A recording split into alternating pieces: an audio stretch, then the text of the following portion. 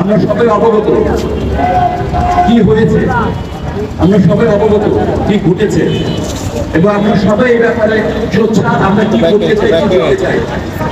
ওই চাওয়া পাওয়ার মাঝখান থেকে আজকে আবেগের বহিঃপ্রকাশ আমরা কি চাই।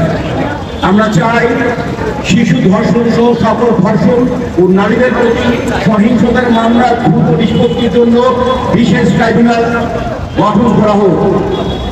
অপরাধীদের সর্বোচ্চ শাস্তি নিশ্চিত করা হোক, যাতে অন্যরা এই ধরনের অপরাধ করার আগে একবার না 10 বার ভাবে। একই সঙ্গে প্রমাণ সংগ্রহ তদন্ত প্রক্রিয়াকে আরো শক্তিশালী করতে হবে, যাতে অপরাধীরা কোনোভাবে রেহাই না পায়।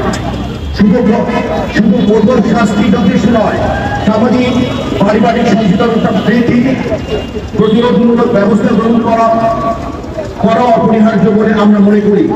শিক্ষা প্রতিষ্ঠান, পরিবার, সমাজকে একসঙ্গে কাজ করতে হবে, যেন শিশুরা নিরাপদ পরিবেশে বেড়ে উঠতে পারে।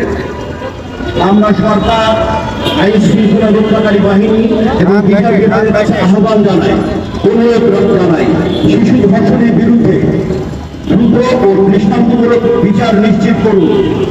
এটি সভ্য ন্যায়ভিত্তিক সমাজ গড়তে হলে আমাদের এখনই কার্যকর পদক্ষেপ নিতে হবে।